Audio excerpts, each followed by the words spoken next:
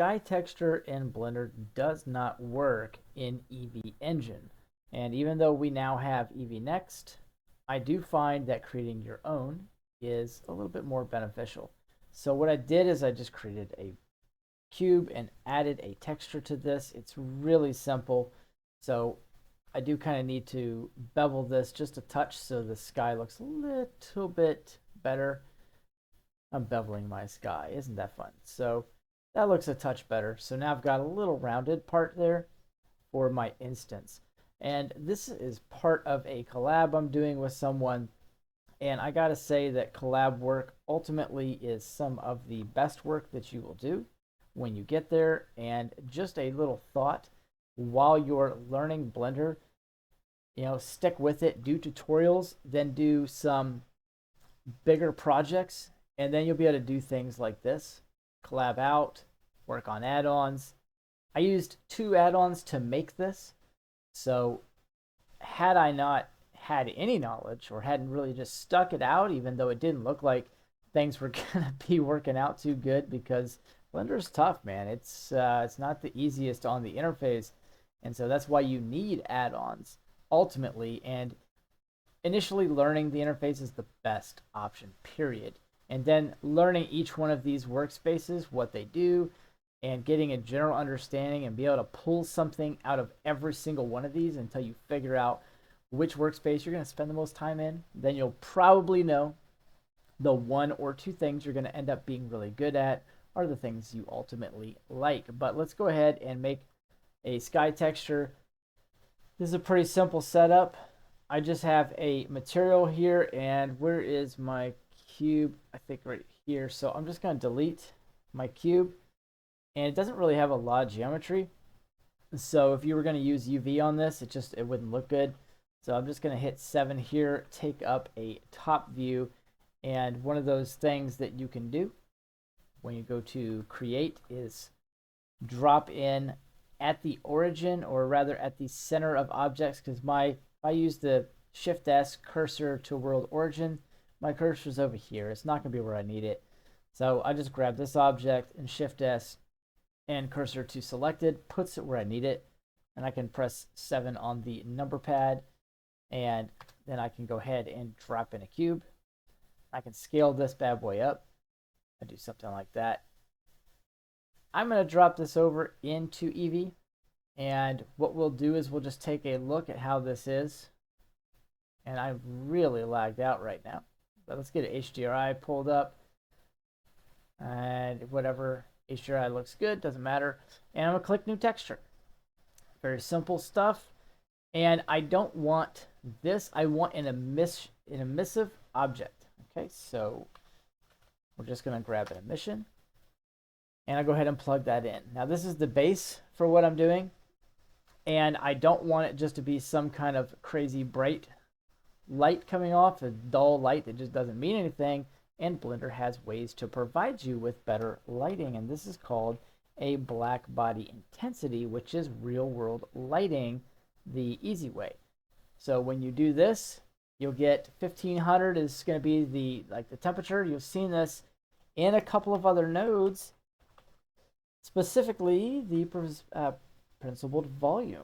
And we have temperatures here and different things when you're creating old school flames and things like that. And volumetrics, you need that. So we take the black body temperature and we want to raise that up. But before we do, we need to understand what it is we're looking at. So I'm actually going to use my Ref Pro add-on here. And what we can do is just create our custom workspace. I want to import a single image off of my desktop from my renders. And I think it's going to be this one. Yeah, here we go. I had one little thing here prepared. So I'm just going to go ahead and draw this image. You guys can see what we've got. Now, the black body intensities, and this add-on is on Blender Market, and it's pretty cool. It's very, very useful. You can drop things in the viewport, and you can also put them inside of the custom workspace. So there you go. Now over here, what I want to do is kind of cover this from left to right. So you've got this color here. This is effectively like a match flame. And as you go up, it increases, and you get something that goes from a match flame to like light bulbs. I'm just going to keep this really, really simple. And it goes from light bulbs to like fluorescence. It goes from fluorescence to sunlight, and then it goes from sunlight to, noonday lighting, and then you have some hotter temperatures here, which are going to be much brighter. And then you have what's called the cloudy sky or clear sky. Not cloudy sky. You have the clear sky, which is like the highest. And this is like the blue sky look. And that is about as high as it will go. Now, if we come back over and we take a look at this, what you'll see is going to be, there's no limit necessarily, but you do want to kind of keep in mind that if you put these values, like as it goes consecutively one side to the other, you would go like 1500, then you can go 2500. It's going to start going in the same colors that we just saw. And I can go ahead and reload that so we can just kind of keep a look. Okay, well, this one says 2600, but whatever. Anywhere in that range. This doesn't have to be perfect.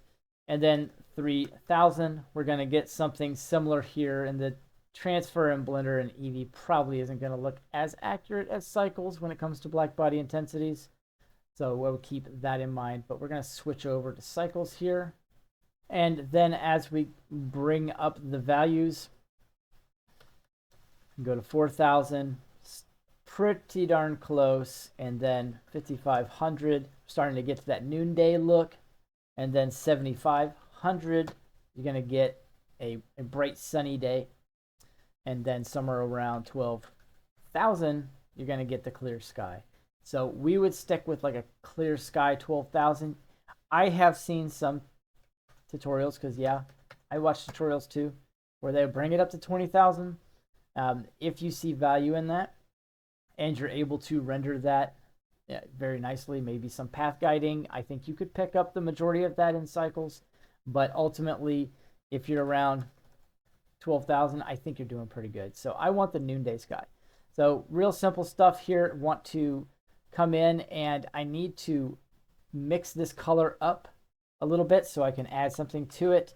I want to add a little bit of pizzazz to it, if you will, and I want it to be something that is near the color of a sky. And I guess I don't really have to add that in there, because you get that, but I like the more blue tone to it. So maybe I'm going to bring that up a little bit. You know what? That didn't do that when I was testing. So you know what? We're going to forego that node. Very easy stuff. Just get right to it. Noise texture, and we can plug that in. Now, the only problem is we've got a lot of geometry that we don't need. So in order to kind of size this thing up, I would scale it down so it kind of gets in to my area. But now you see it's thrown the scale off, and that looks garbagey. You might think it looks good. It doesn't look good. So what would you do with that? Well, you're going to need to map it. So Blender has a node for that. So we want to just pull that out, drop it if you have Node Wrangler enabled, and type in map, and just left click place it, or right click, whatever you're doing. And now we've lost everything because this is all zeros. Scale might be to 1, but this is all zeros, so nothing's going to show up here. So what you'd want to do is tell it something for the vector, and we pull this out, type COOR for coordinate, and you're going to get back what you had, which is generated. Now, if you have a UV, you can plug it in, but I'm not using any UVs for a cube with little to no geometry. I instead want to plug in the object data, which is more of like, oh God, how would you call this? If I pull up an image texture and I go flat to box, this is more of like a box. So you can do it like that, and you'll get back like what you had before, and you can kind of play around with the scale. Now this is scaled up way too much here. I find that 1.2 usually works pretty good. And then you're going, hey, Mr. Steve, bro, it still looks the same. Well, that's because we didn't apply scale on the cube. So let's Control A and apply scale, and voila, Now we have a procedural cloud texture that will actually roll with us and move as we move. So wherever you want to put this, if you want to skinny this thing up, you can do that. I suppose you could put it at the top of the trees somewhere and just kind of do it like that. And I think that looks absolutely wonderful.